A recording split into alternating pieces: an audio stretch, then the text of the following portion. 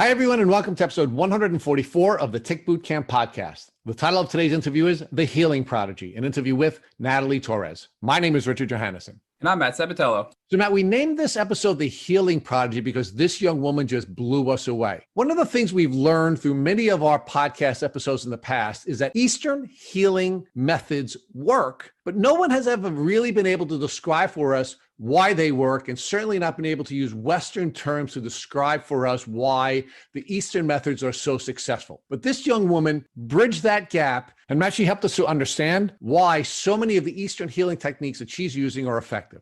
And Rich, this podcast episode started off like many others, talking about oral antibiotics, IV antibiotics, and IV glutathione. But then Natalie started to drop knowledge bomb after knowledge bomb on us. For example, we talked about things like microdosing with mushrooms.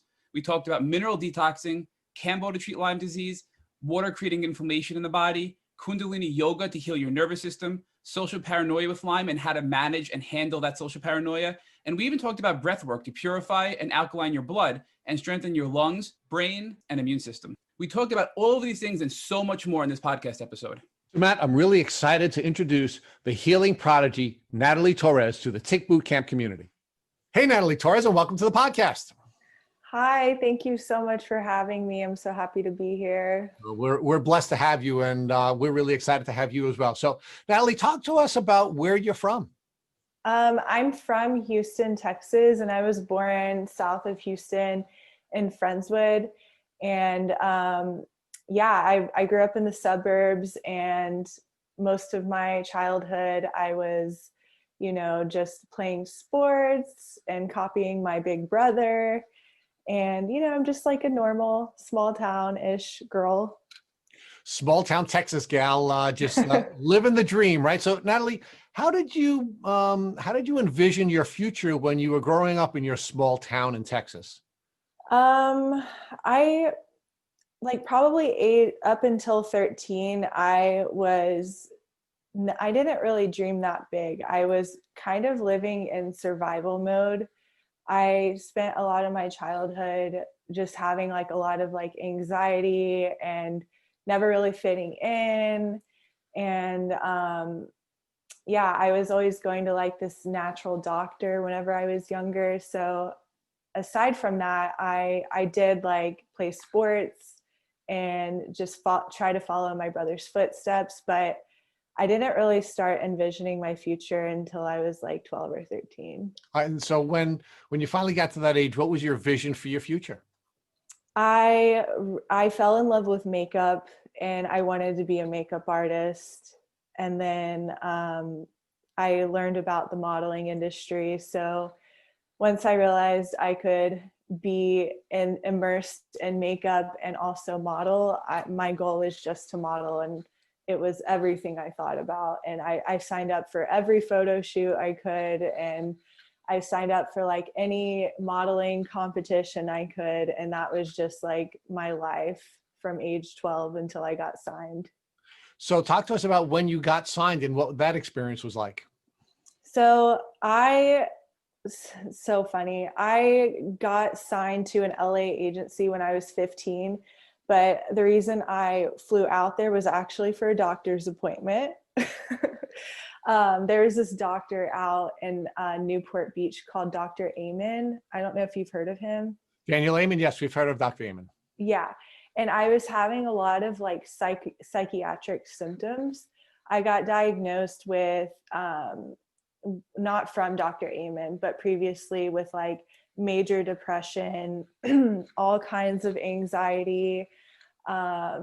And then one doctor even told me I was bipolar, because what I now know is a vagus nerve malfunction from the Lyme disease.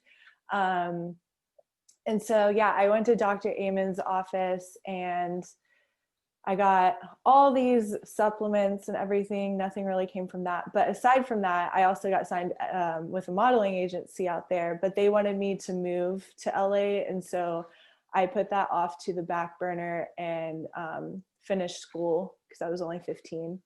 Okay. So talk to us about when your Lyme disease symptoms began to develop. When did you first start to develop the symptoms that you now know to be your Lyme disease? Probably at age 12. I went 2 weeks without going to the bathroom. My joints hurt, and I had like migraines. And then like I tested positive for low thyroid, and I just felt like super weird, like depressed, and then it would be anxious, and I just didn't feel good in my body. And so I got the positive labs for hypothyroidism, rheumatoid arthritis, um, like what is it, fibromyalgia, and then chronic fatigue. And I was on all kinds of prescriptions by the time I was 16.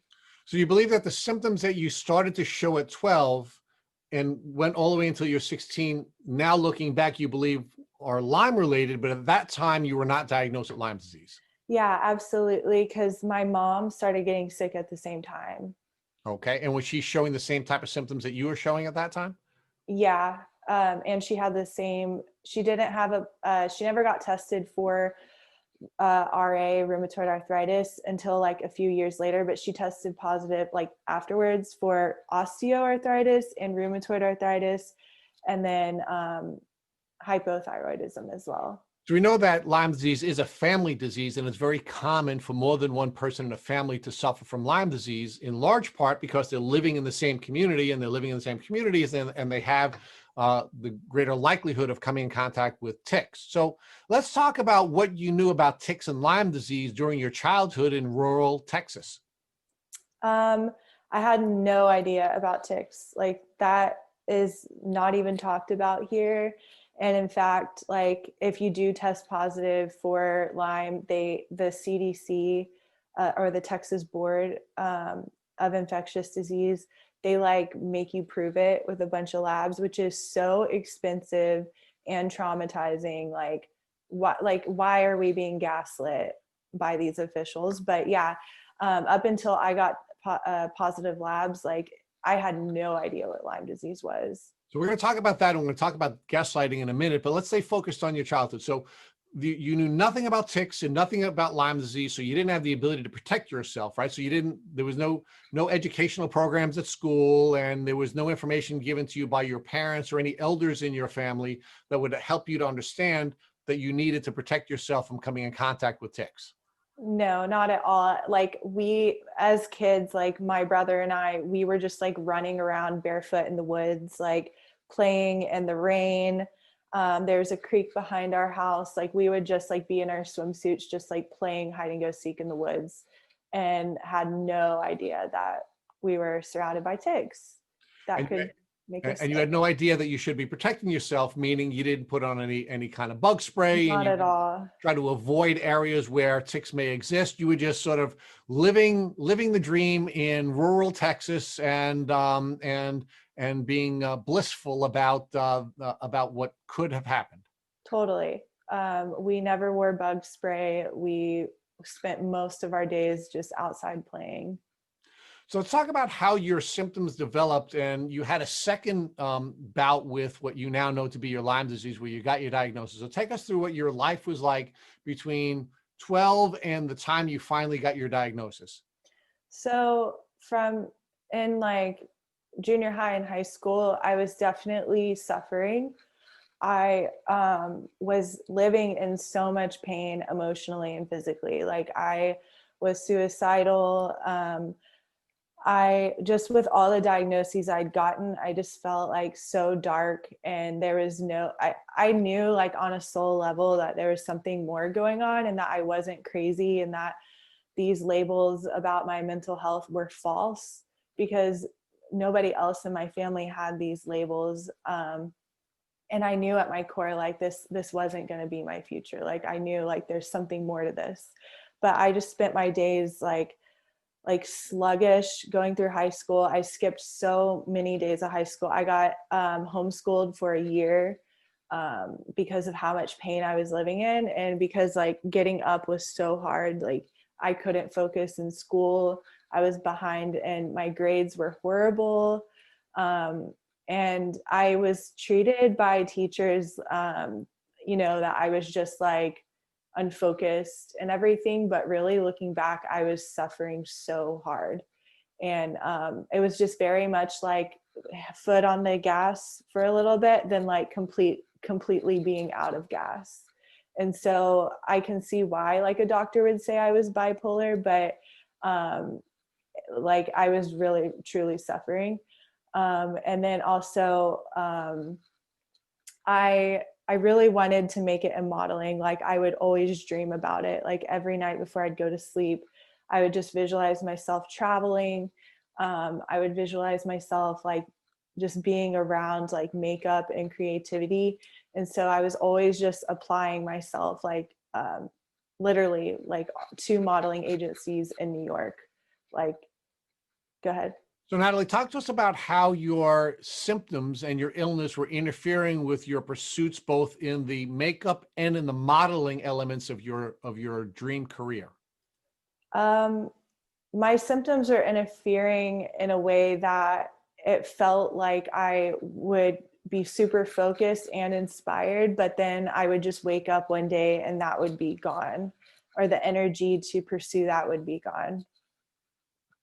How were your symptoms impacting you socially? Meaning, how were other kids that you were interacting with at that time treating you? I never had like, I hung out with the misfits, and like, I feel like my symptoms never really caused any issues other than me just being really depressed. You know what I mean? And I never really felt like I fit in, just because I was dealing with way more than somebody my age, than most people my age. Were there any people that were close to you that you either had intimate relationships with or close family relationships with that you think didn't understand your illness and didn't treat you properly because they didn't understand your illness? Yeah, I definitely feel like my brother just treated me like I was crazy for quite some time until I got a proper diagnosis, just because my mood was very much like I was very depressed, you know what I mean? And then my dad also would gaslight me because on the outside I looked so healthy. Like I was a weightlifter. I was always training to model, you know? And so he would be like, how are you? Like just last week you were training, like what's wrong with you now? You know, like, oh, you must be losing motivation or focus. Like what's wrong with you? So there was a lot of that going on, just like between my dad and my brother wasn't vocal about it. It was more like, you know, like you could just see it in his body language, but my dad was pretty vocal about it. And what impact did your dad's gaslighting have on your relationship with your dad? I definitely felt in the past and sometimes now that like I know like I can't really go to him because even though his family is sickly, he's so freaking healthy and has never really been super depressed. Like he is just a steady flat line. So he's not always compassionate. And also I do look healthy on the outside. So that is just super confusing for him. Were there other people who observed that you looked good and therefore couldn't be sick? And what impact did that observation have on you emotionally? Absolutely. Like just being a model for one thing, like anytime you complain, people like don't take you seriously in general. But yeah, throughout my teens, all the way up till recently, like I still hear to this day, well, you look fine. Like, well, you're here at this event. Like, how can you be sick? You know, but people don't realize like it took me like 48 hours to like energetically prepare myself to show up at that event. You know what I mean? So Natalie, when did you ultimately get your Lyme disease diagnosis?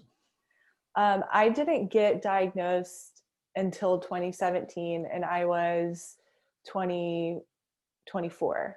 And so, yeah, I had gone to a music festival with my ex and we camped and I was just like hanging out in the grass, like not even thinking about ticks, like not wearing a lot of clothes and just living my life. And I come back and everybody's hungover from the festival that we went with. So I was like, oh, I'm just hungover. But then a month went by and I still felt hungover. And then 6 weeks went by and I still felt hungover. And then I'm literally stuck in like a state of like confusion and brain fog for like 2 months after this festival. And so I'm getting like ultrasounds and like all these tests done, and the doctors completely gaslight me and tell me like it's all in your head. And like I already had that like negative voice in my head that was like, you're crazy, like you're always the sick one, like maybe you're making it up. So I was still forcing myself to work out. I was still forcing myself to do things because like this doctor was telling me I'm fine.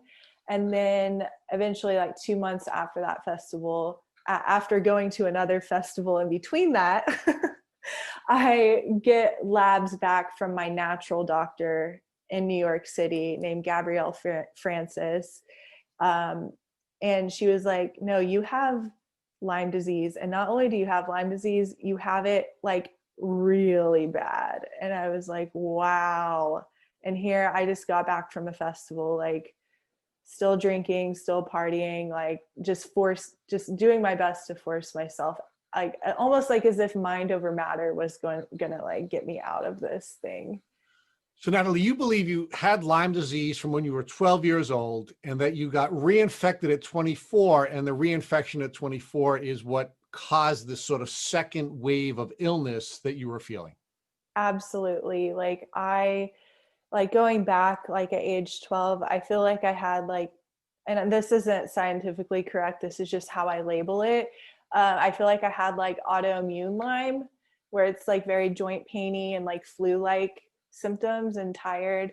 And then at age 24, I feel like I got like infected with the neurological Lyme. And I do have the labs to show it, because not only did I get Lyme disease at that time at age 24, I also got Bartonella, and like there's two Lymes. There's Babesia and then there's Lyme disease. So yeah, I got Babesia and Bartonella, and then the Lyme disease lab was past and present. So yeah. So how many different doctors did you visit with between the time that you were 12, when you first started showing the symptoms, and of course your mom was showing her symptoms at the same time, and then finally getting your Lyme disease diagnosis at the age of 24? I probably saw 10 doctors, and if you want me to list them off, I will. Well, you don't have to list off every doctor, but what I'd like you to do is share with us, how many different things were you diagnosed with? And do you believe that they were misdiagnoses, or do you believe they were just diagnosing symptoms that were a part of your Lyme disease? I definitely feel like they were diagnosing very real symptoms that were a part of the Lyme disease. I got diagnosed with like adrenal fatigue, parasites, thyroid disease, where it would be high and low, rheumatoid arthritis. I had like chronic UTIs, chronic fatigue, fibromyalgia, sleep disorder, bipolar, anxiety, depression. Yeah, you name it. Like just like the basics, of what everything Lyme disease is. Now, you said that you were diagnosed with a number of different emotional or mental health issues, but you always knew that you didn't have any of those mental health diagnoses. Tell us how you knew that you were being misdiagnosed with these various forms of mental illness. Because like I knew at my core, like this is not who I am. Like you can call it intuition. But I knew like on my good days, like I felt super calm and centered, like, and my family, everybody's super chill and stable. So like looking at everybody around me, I'm like, I know that this is not who I am at my core. So what impact did this misdiagnosis of mental illness have on you during these early stages of your life? I felt like a freak, like I just felt like everybody in my age group was having so much fun, and nobody really understood.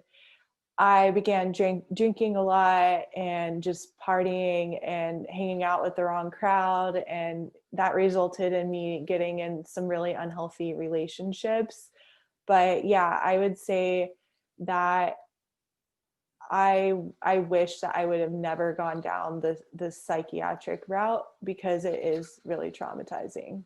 Now let's talk about what impact the psychiatric analysis or the psychological analysis was having on you first emotionally. Now you said a little bit earlier that the voice in your head or your mind was telling you that maybe you were crazy and maybe you were making these things up. Now, do you believe because doctors were gaslighting you that you were having this sort of mindset that led you to believe that perhaps there was something wrong with you? Yeah, I mean, I think as like a society, we're brainwashed into thinking doctors, because they went to college, that they know better than we do, even though we're the ones experiencing and living the symptoms and the life.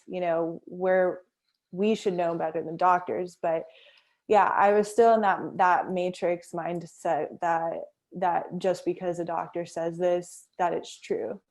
And going back, I did have childhood trauma, or I do have childhood trauma. And I know that PTSD, aside from Lyme disease, can mimic bipolar because of the effects on the vagus nerve. Like you're living in fight or flight, and then you burn out because your adrenals and your body can't handle living in fight or flight. So that in itself is a stop and go, like one foot on the gas and then slamming on the brakes. So I had a lot of factors, contributing to me just not feeling well. And now that I have done so much healing on myself, like lots of meditation, Reiki, yoga, really working on my mindset and healing that vagus nerve, I now know like that gut feeling at a young age was correct. Like that's really just not who I am. And I think I listened way too much to what the doctors had to say. So now let's talk about the relationship that you had with your doctors. And we call it the great white coat syndrome, where, we believe that the doctor rides in on the white horse, diagnoses us, gives us a pill, and we get better. Were you one of the people that believed that these folks were bigger than life and they can come in and save us when we were sick? I'm very lucky that my mom introduced me to natural medicine before ever really taking me to get treated by Western medicine. And so I did have a basic understanding that, Western medicine isn't everything. However, I did think that they knew way more than me and that I should trust what they said because they went to college. What was the difference between your experience with doctors who were trained in an Eastern philosophy versus the doctors who were trained in the Western philosophy? I would say going to a natural doctor definitely feels like going, it's like more like mothering, like more welcoming and more like nurturing, and like they really hear what you have to say. And I feel like it's more of like a team effort, whereas Western medicine, it feels like they don't even really look at you. They just look at your labs, and sometimes those aren't even trustworthy. And that's pretty much it. You're just like a number, and your blood work is just a number, and here's some pills and bye. So now let's talk about your diagnosis. How were you finally diagnosed? Meaning, what type of testing did your doctor in New York do to assist you with determining that you had Lyme disease? So I was modeling in New York at that time, and she did the Western blot on me, and then immediately sent me, my natural doctor did the Western blot, and then immediately sent me to an infectious disease doctor in Manhattan. And, and he did the IGeneX test on me, and that's where he found the Babesia and the Bartonella. And then he started treating me with Doxy, but he didn't treat me long enough. And so he stopped the treatment after like 2 months, and then I immediately started feeling sick after. But he gaslighted me, which was very strange. We'll get there in 1 second. Let's talk about how the diagnosis helped you or hurt you. Meaning, how did things change once you now had a diagnosis for all of the symptoms you had been feeling for the last 12 years?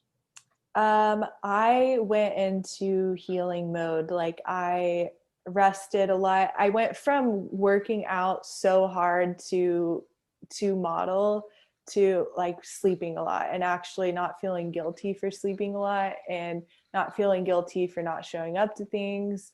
I was still at age 24, I was still in an abusive relationship. So that was really hard. I was dating an addict, and that was very, very hard on me. But I started just researching herbs. I started researching Kundalini yoga, which is a nervous system healer.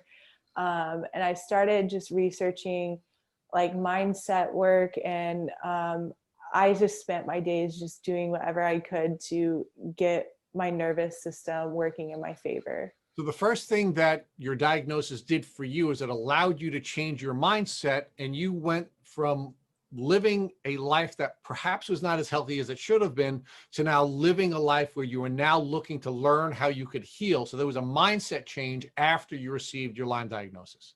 Absolutely. Yeah. And I don't think I took it very seriously at first. Like now looking back, it took me a few years to really take this thing seriously, because I only really took like 4 months off of modeling and of like partying. But once I felt like 1% better, like probably like 20% better, I went straight back to like modeling, traveling all over the country, partying. And so I really had to learn the hard way to stop everything. And we'll focus on relapsing and some of those decisions you made, but let's just focus on that window of time after the diagnosis. So how did the voice in your head change after you had gotten the diagnosis? Meaning you seem to have had this voice that was kind of critical of Natalie before she had her diagnosis. Did the diagnosis now change that voice in your head? Yeah, I think I went from being super critical to just beginning to connect the dots and show myself more compassion. And I really started to validate my experiences more and more. And shortly after, I started getting, and it was so divine, you know what I mean? Looking back, it was so divine, because you can call it God or whatever you want to call it, but like I received visions of my childhood trauma that I had suppressed for, let's see, 18 years. And so I not only did I realize that my physical body was crying out to me, and I was ignoring it, but also I realized that like my mental, like, like my inner child was crying out to me to be heard and to be taken care of. So I really started to just learn how I can heal this. And I got introduced to my best friend, who's a trauma psychotherapist. And there's just like no coincidence of those couple of months, because she taught me so much about trauma. So a lot of healing began to take place during that time. So again, your mindset change to allow you to now explore various elements that you had been suppressing during your life.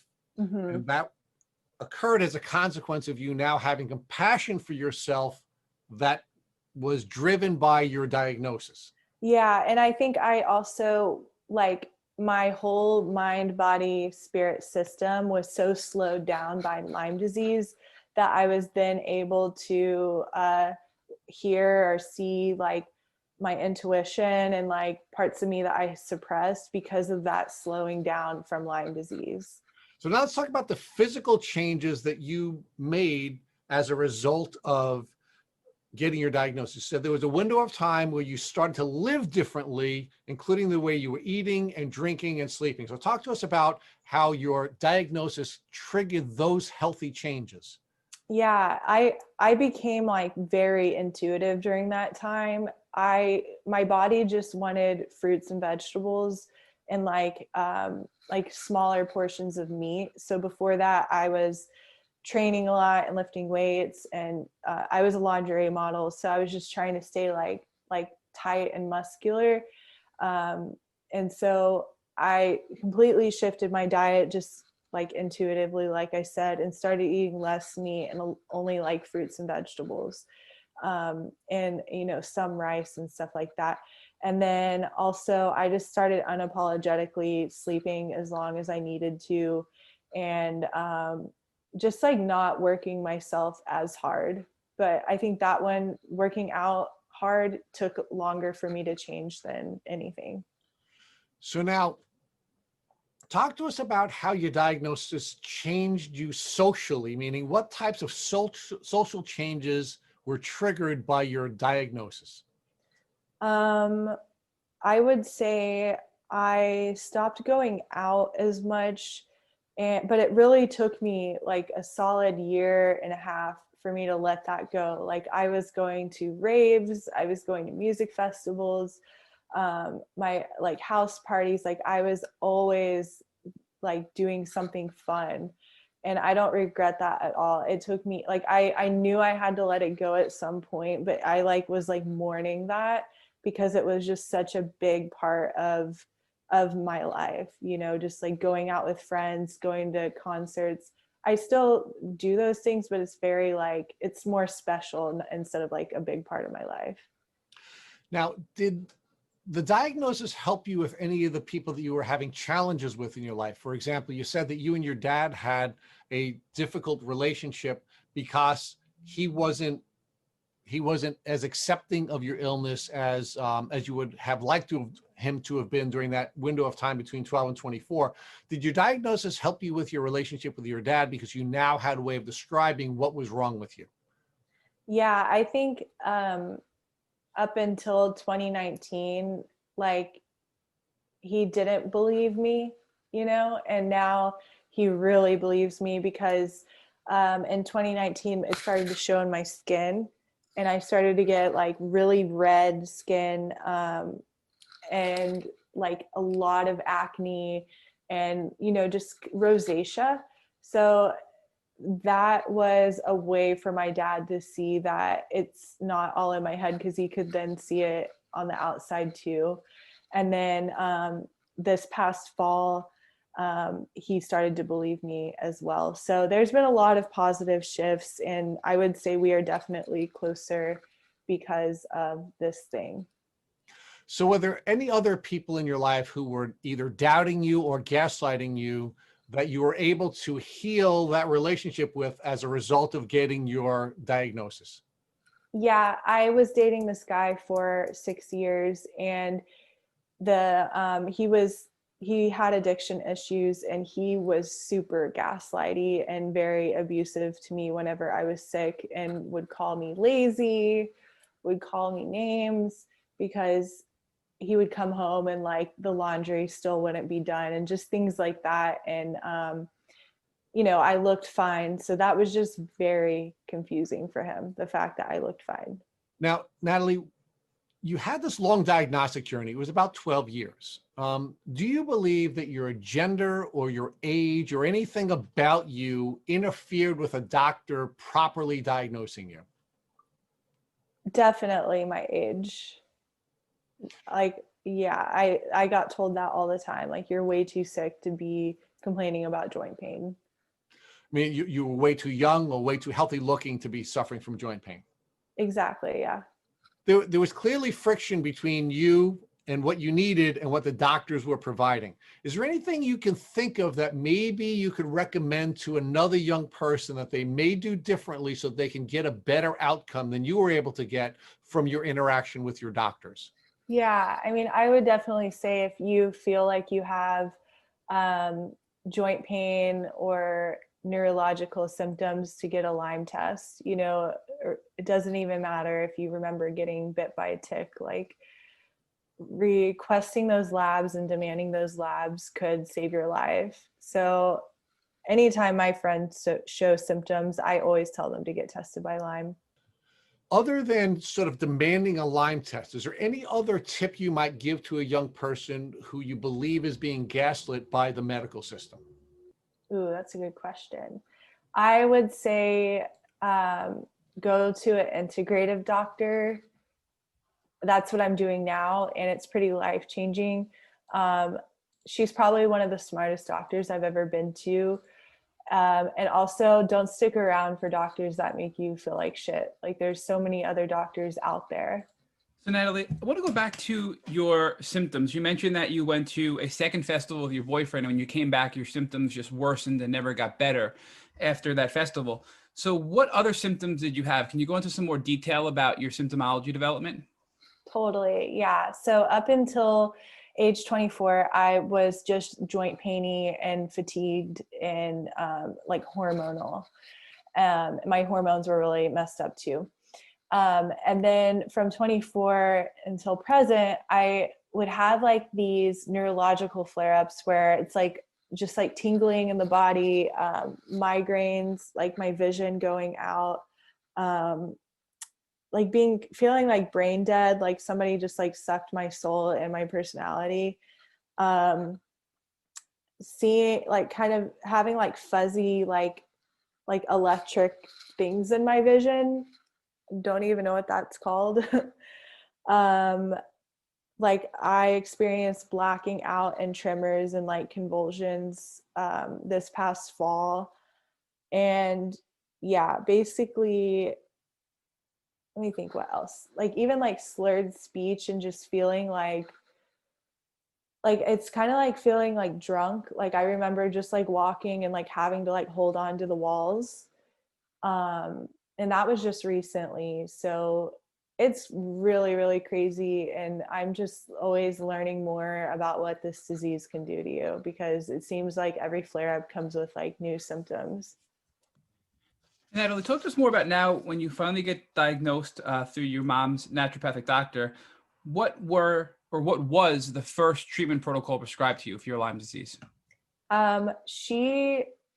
She had me on a detox program, which was just with herbs and supplements and stuff for Epstein-Barr, which I also have really bad. And then she immediately sent me to the infectious disease doctor, and he also put me on herbs like cat's claw, burdock root, all of that. But I don't really know. I guess it does work, but it's very subtle. But I will say that the doxycycline has been like the only thing that I can be like, that really, really works, along with glutathione, as far as like what a doctor has given me. And did you start off with the antibiotics and glutathione, or was that something that was introduced later on in your treatment protocol? That was pretty much within a month of getting a diagnosis. Talk to us about what it was like when you started the herbal protocol. Did you feel anything at all? Did you feel worse? Was there a Herxheimer reaction? I definitely herxed for sure. And do you think if you would have given the herbs more time before introducing the antibiotics and the glutathione, you would have started to feel better? Or do you think that that wasn't strong enough to actually work for you and how severe your Lyme disease was? I did doxy and then did a really intense round of herbs without doxy afterwards. And so I did herx and I did feel better, but my doctor released me. He was like, I'm not going to treat you anymore because I've been seeing you for 4 months. And yeah. And I ended up going back to him. Yeah. So I would say they were working, but I don't think he took me that seriously. So it sounds like you were on the right track with the herbs and the antibiotics and then the more aggressive herbs. But then before it was actually enough to actually help you get better, your doctor cut you off, it sounds like. Is that correct? Yeah. He was Lyme literate. Like that's what he specialized in. So it was very weird. So now at this point, you're still sick. Your doctor basically cut you off. What were your next steps? So I was basically just let loose into the wild of Lyme disease. And I started getting heart palpitations probably like 3 or 4 months later, and to the point where it would like stop me in my tracks, and like really bad migraines. And he just told me it's because I'm doing too much yoga. So did you actually believe that at this point? It sounds like you always knew deep down inside that there was obviously something bigger going on in your body. I didn't believe that, but I started just like finding my own herbs and, just trying to do it my own way. But then probably 6 months or maybe 3 months after the heart palpitations, I started getting like aggressive acne, like red face, like cysts like the size of a quarter. And so I was like, whoa, something is going on.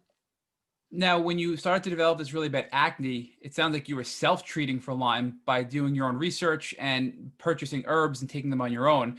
At that point, when the acne developed, did you decide to seek help from another doctor? No, because I was like, well, he said he wouldn't even treat me. I'm like, I don't even know where I would see another infectious disease doctor. Like, I know they're like $20,000 to get into, and I don't have that kind of money. So this is pretty gangster, but I ended up going to the dermatologist and being like, I need doxycycline for my acne. And she was like, okay, cool. She was like, you should be on Accutane. And I was like, oh, hell no. Because with all my symptoms, I know I shouldn't be taking Accutane. So I was just like, yeah, just give me Doxy. And so she did. So I just started treating myself and seeing dermatologists. So the acne actually acted as like a helper in a way, which it shouldn't be, but I'm just like, I can't afford a Lyme doctor.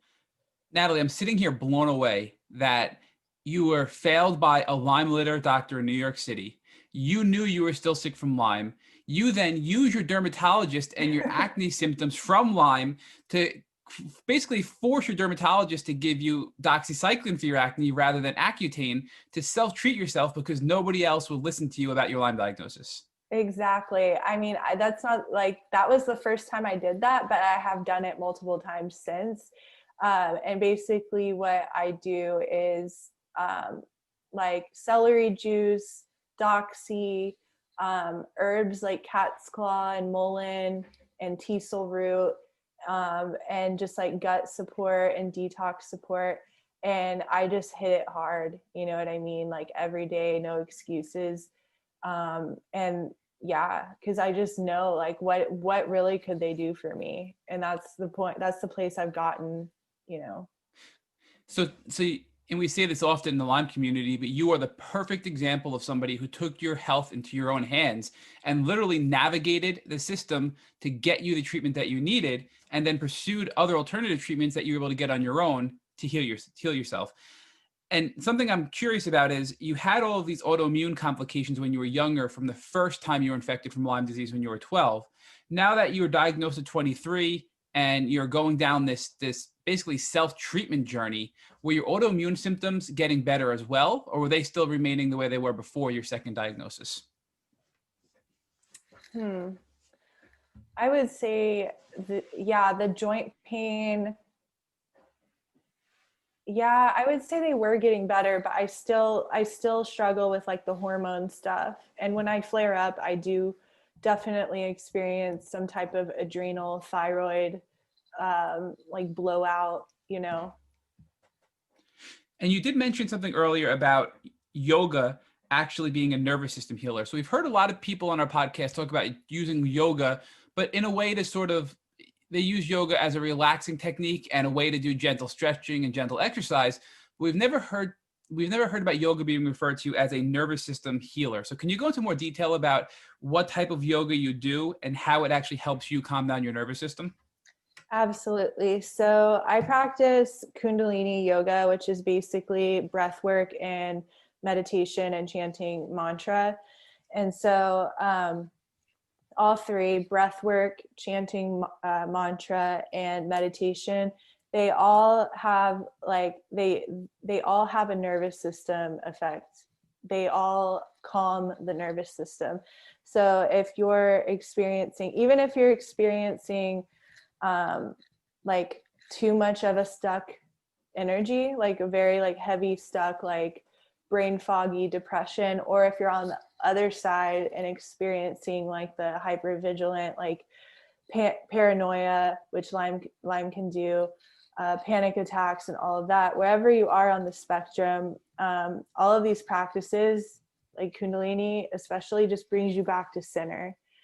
And so it's very important that if you are listening to this, that you practice like white tantra Kundalini, because there's a lot of weird things on YouTube that say they're Kundalini and they're not. So that's very important. But basically what it does is it activates the vagus nerve. And so a lot of times when you have a chronic illness, this vagus nerve is out of balance. And so that's where things like the paranoia or the depression can really take place. And so like another thing, like the breath work, it just boosts your immune system, getting that oxygen in the body.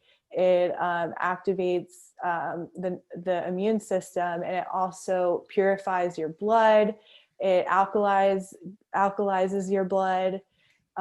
It strengthens your lungs, which is really good because a lot of people with Lyme have air hunger. And so like doing breath work is so beneficial for the lungs and like the muscles around the lungs. And it's good for your brain.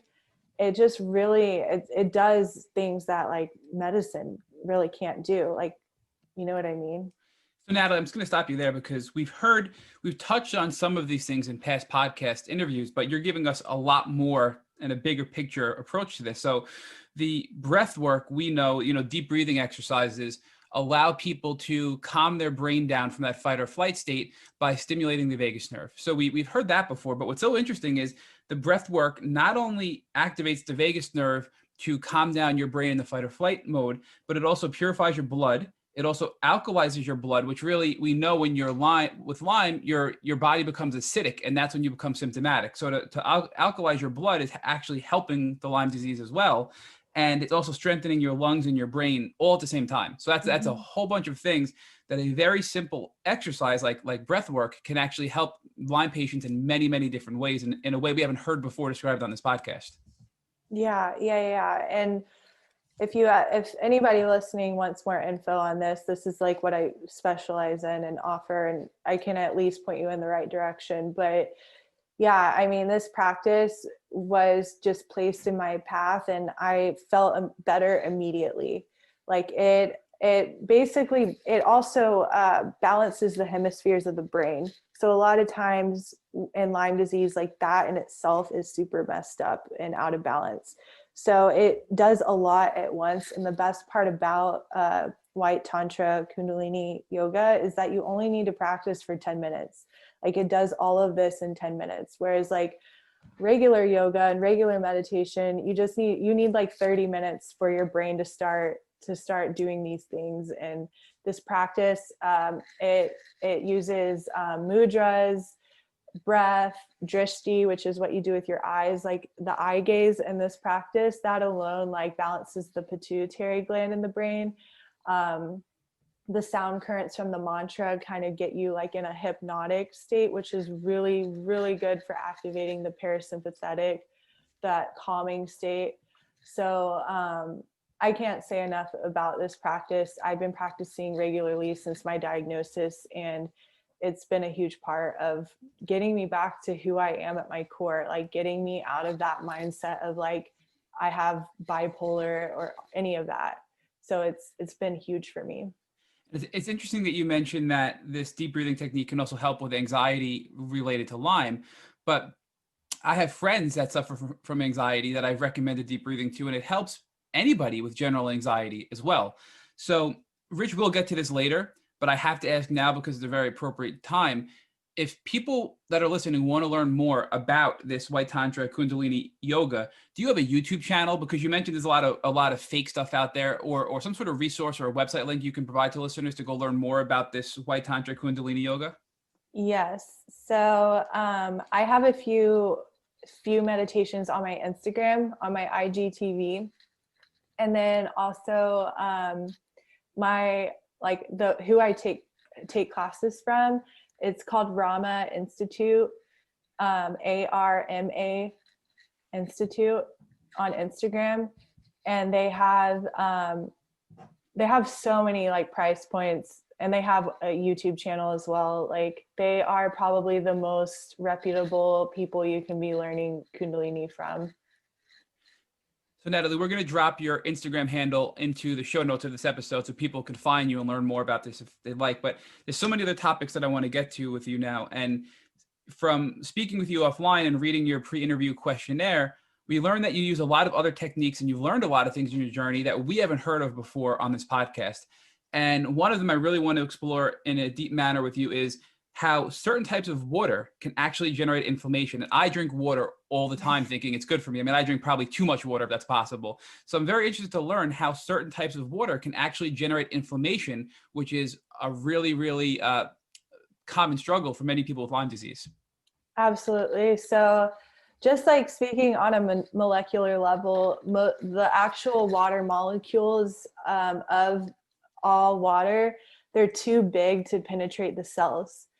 And so it's like kind of like a tea bag, like you have to heat the water for the water to penetrate the tea bag, because without the heat, the molecules are too big.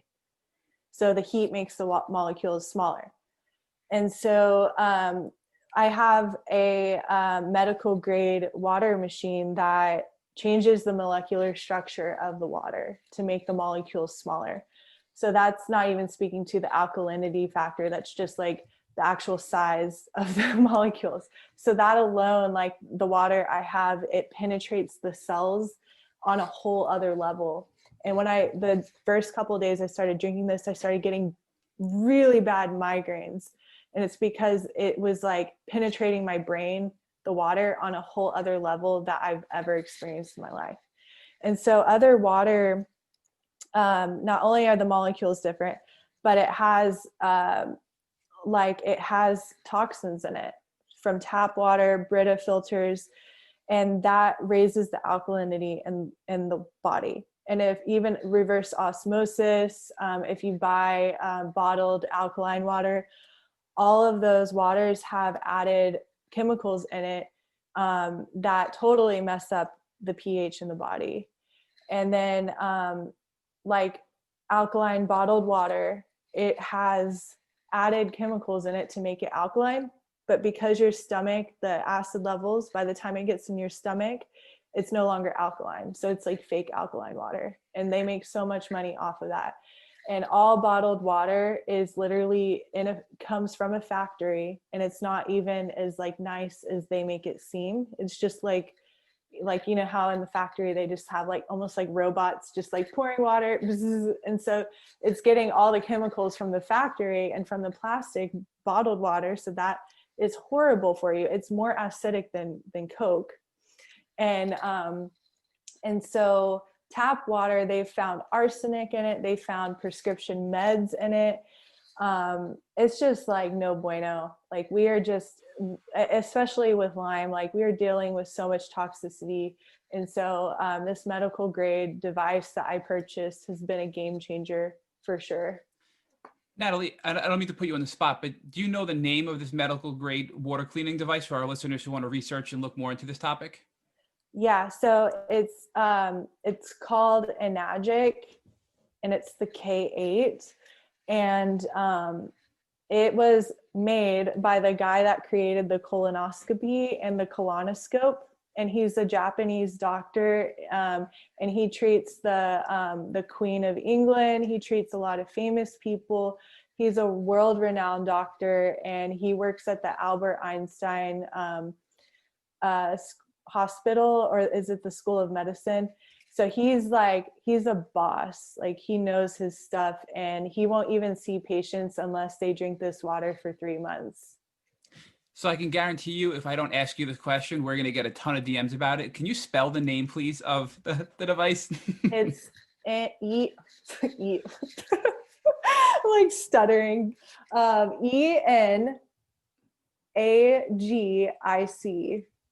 ENAGIC. It's like energy and magic in one word. The Enagic K8. Thank you.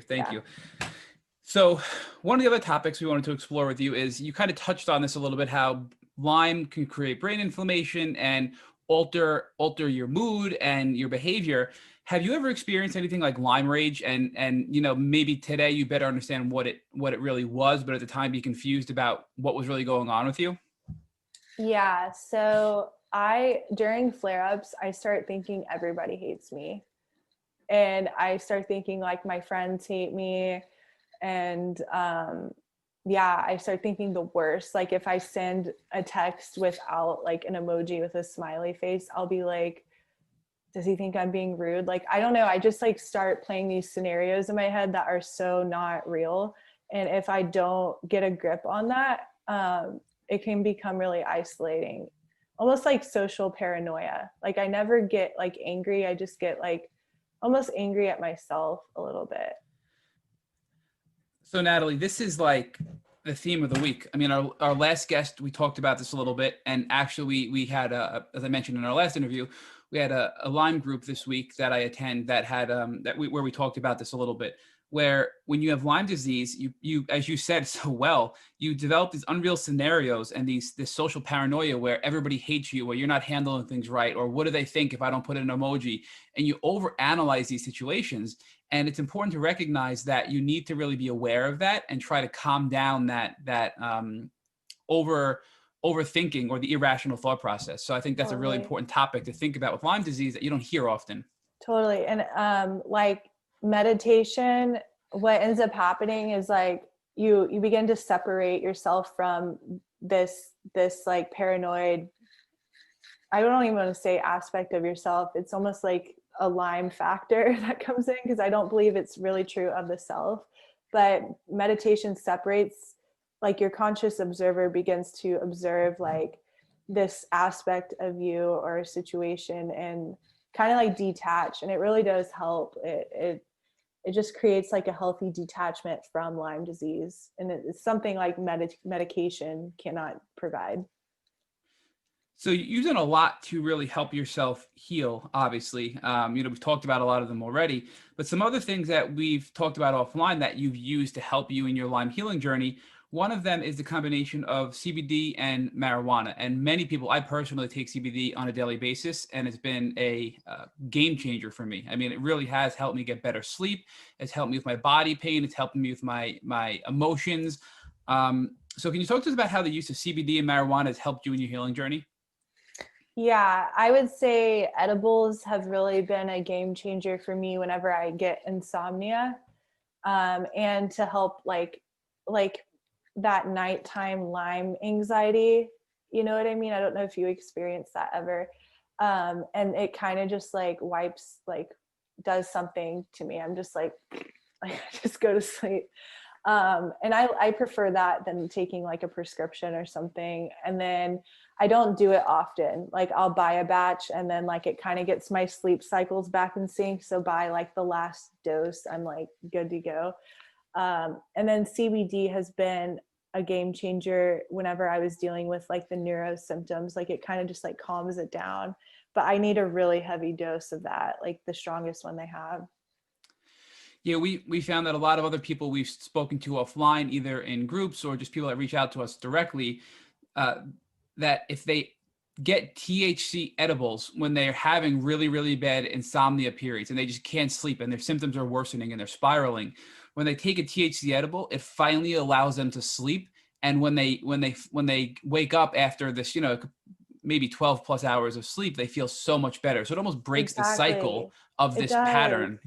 It totally does. Yeah. And I honestly, I feel like it allows like the neural pathways in the brain to heal. Even just like calm down the inflammation in the brain. Like I just feel like a lot better the next day.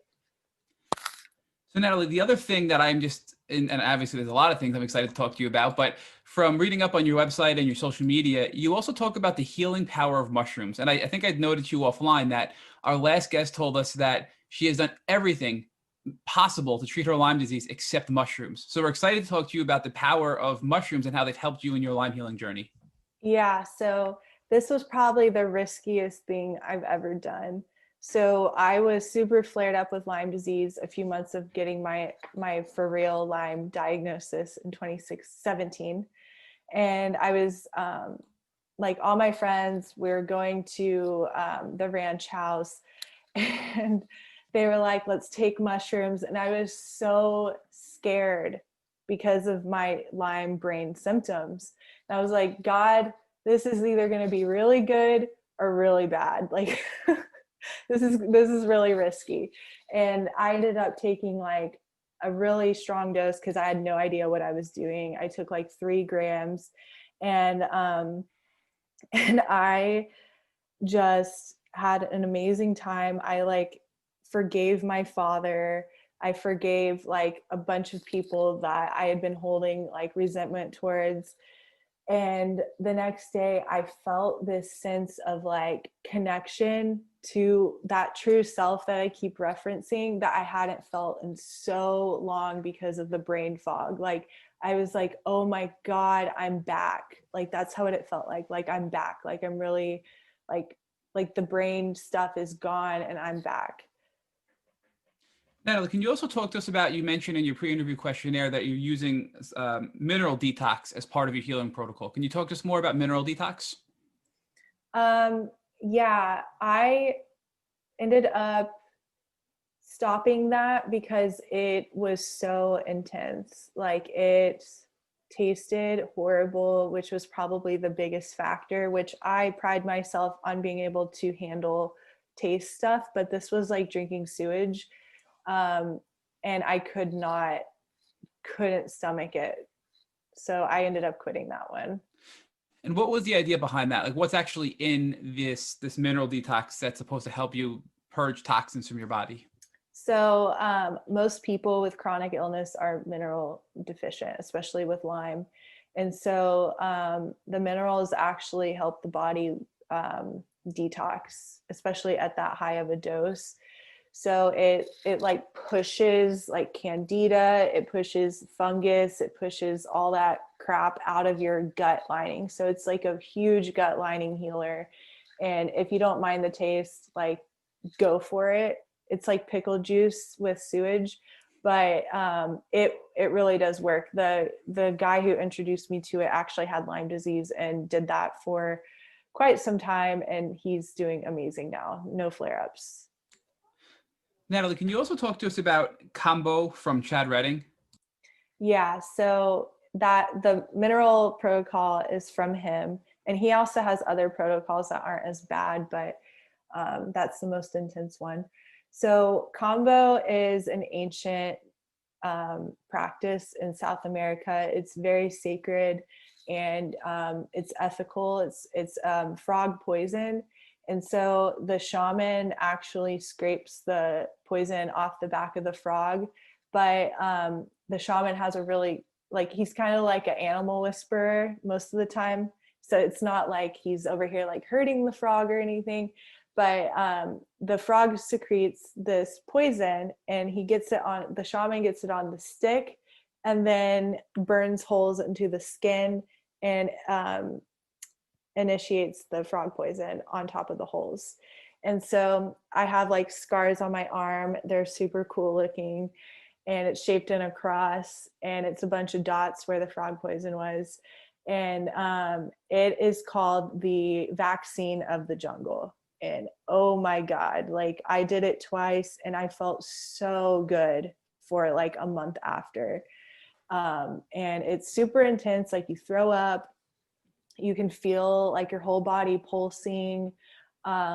It's probably not great for the adrenal glands, but I will say like my body never felt that good. So people with heroin addictions actually go to the jungle to get this because it detoxes the body so fast and it helps people break free from addictions. And yeah, I mean, my rosacea went down a lot after doing this, but I don't have access to that medicine. And it's like, I would have to travel to do it. So it's not really convenient, but I will say it definitely works, but it's something you have to keep doing. Natalie, we're learning so much from you on this interview. And is there anything else that you've done in your treatment journey that you'd like to share with us that has been beneficial for you in your Lyme recovery? Yeah, I will say microdosing mushrooms. So that's a huge point. Like if you are new to mushrooms, like you don't have to take the amount I was talking about.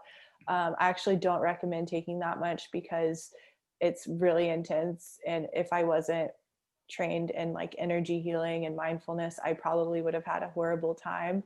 But microdosing is really gentle. Like you actually don't see anything. You really just connect to your heart space and you feel really clear after for probably a week or two. So taking like 0.2 is a really great dose and it's actually legal in some states. And what it does is the neural pathways in the brain, like they kind of like get like not as activated when you have Lyme disease, and like maybe some of them are working, but then some of them aren't. It's almost kind of like having like rivers that have like blockages in them. That's how it feels when you have Lyme disease. And so what the mushrooms do is it lights up your whole brain. And so the neural pathways from the front of the brain, the back of the brain, like they're all like lit up. Like they actually have brain scans of this. And my best friend goes to continued education for psychotherapists, and she goes to the psychedelic conferences that they have for PTSD, and there's actual like photos of the brain where the neural pathways are lit up front to back because of mushrooms. And so if you have any type of like neurological disease, like these mushrooms are so healing. Like I've experienced like I could just cry talking about it. Like the amount of suffering I was in the last few months was probably the scariest thing I've ever been through. And I've done some crazy shit in this lifetime, and that was hands down the scariest thing I've ever been through. I was like convulsing and all this stuff. And like I said, it was a risk, but I started microdosing mushrooms, and I've been symptom free for a month. And that's the perfect segue into my last question before Rich takes over is, how are you feeling today? And it sounds like you are completely symptom free after being in a really, really bad physical state. Yeah, I would say right now where I live in a very swampy, Houston is a swamp with a city on top.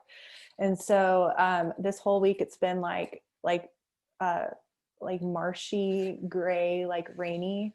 And so I do feel like that environmental like brain fog that comes in whenever it rains, but I don't have any pain. I'm still able to work. I have no like weird brain symptoms going on. And in the month of December, I was microdosing like once a week. So I will say there is something to it. So Natalie, let's talk about the other part of your journey, which has been this journey of transformation. You went from being a small town gal in Texas with this dream of becoming a model, and now you've really taken a very interesting turn in your life. So talk to us about how Lyme disease has created the Natalie, the beautiful young woman that we've been blessed to interview. Tell us about how Lyme disease has created that person. Thank you. That was really sweet. I would say it has slowed me down so much to the point where I realized what was really important in life.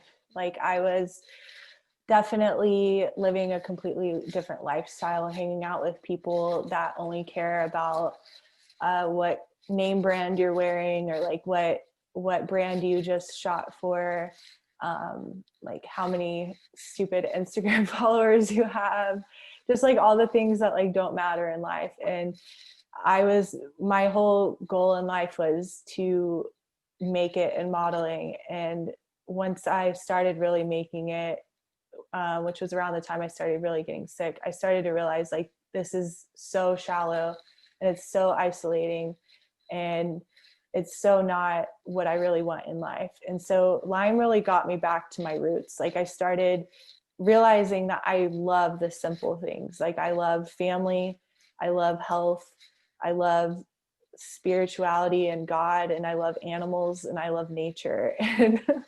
And so if it wasn't for Lyme disease, I think I would have waited till my mid-30s to realize who I really was. Now, Natalie, you also went from being, and I hope you can forgive me for making the observation, from being kind of a self-centered kind of person to now being this really beautiful giving person. So talk about how you made that transition from being this model who was sort of pursuing this Hollywood kind of life, although I know it was largely in New York, to now being this person who is now giving and healing and working in the healing arena. Yeah, so I started working in the healing arena the first year of my modeling career in New York City. So I started studying healing because I knew something was off within myself in like 2013. So I've always been super spiritual, but I never tried, like, it's like my ego wanted the modeling career because I thought that would make me important. and because like my younger self didn't feel important, you know, because the trauma and all that. So I was chasing like this career from a very wounded place.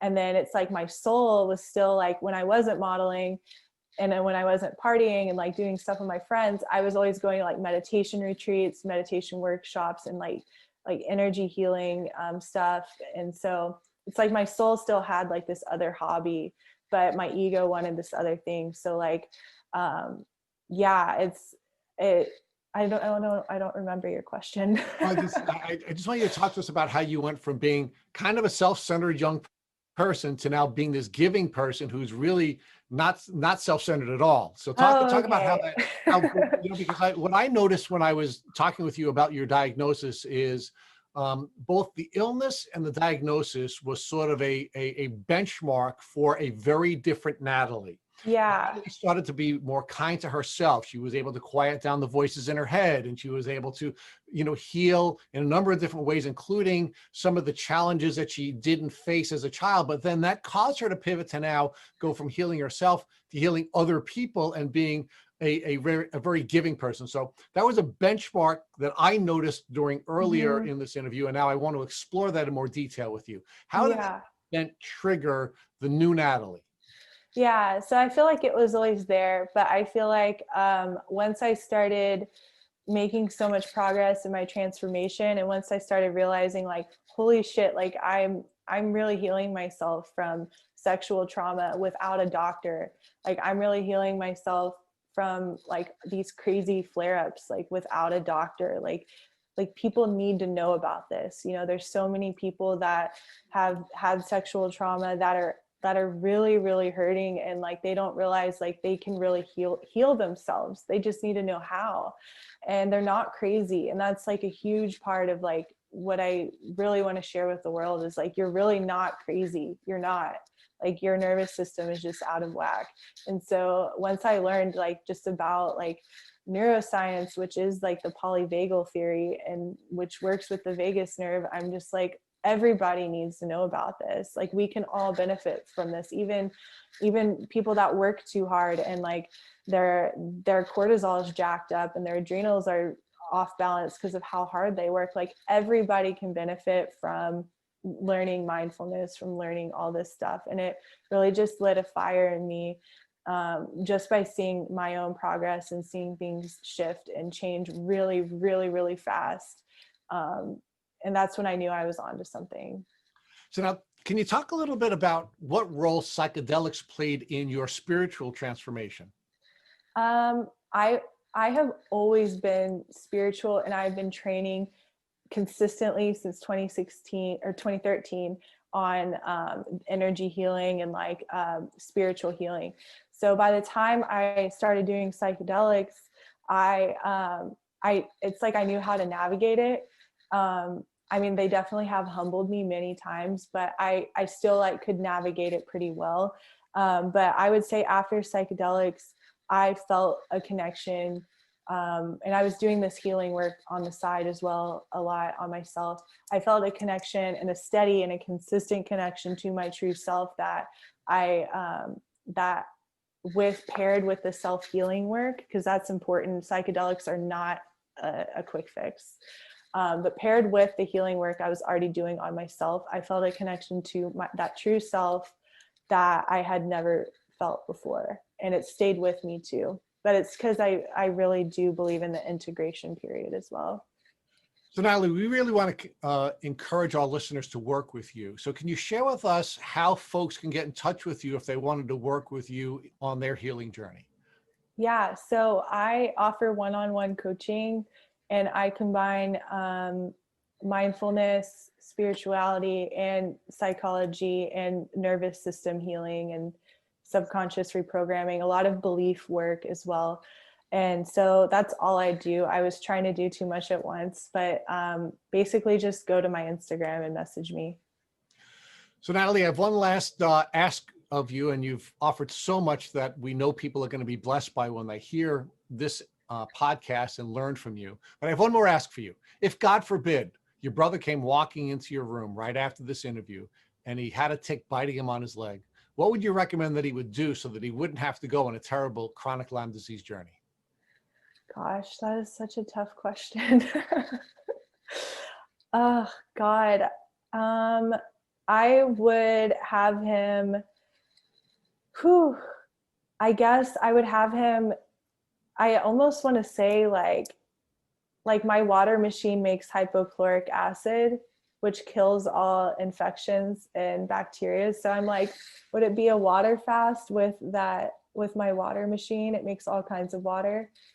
Or doxycycline, I don't know, or glutathione, like a lot of intravenous glutathione with the water, maybe. That's a really tough question. Well, we thank you, Natalie, for joining us. You've really blessed us and blessed our listeners with so much information. And it was really a joy for you to share with us your beautiful transformation. Thank you so much for having me. This was so fun. I could talk to y'all forever. Thank you for listening to the Tick Boot Camp interview with the Healing Prodigy, Natalie Torres. To our listeners, we have a call to action. First, if you'd like to learn more about Natalie Torres and her Lyme disease journey, please visit our Instagram pages at water.codes or Natalie Torres. Second, if you enjoyed this episode of the Tick Boot Camp podcast, please share with your friends by using the social media buttons you see at the bottom of the post. Third, we here at Tick Boot Camp have created a Tick Bite Blueprint that has been inspired by the information that has been shared with us by past podcast guests. We urge you to visit our website at www.tickbootcamp.com to view the blueprint. Please note we would appreciate any input or any improvements you would like to share with us. Fourth, don't forget to subscribe to this podcast on iTunes, Google Podcasts, or Spotify to get your automatic episode updates of our Tick Boot Camp podcast. And finally, please take a minute to leave us an honest review and rating on iTunes or on our website. As always, we thank you for listening.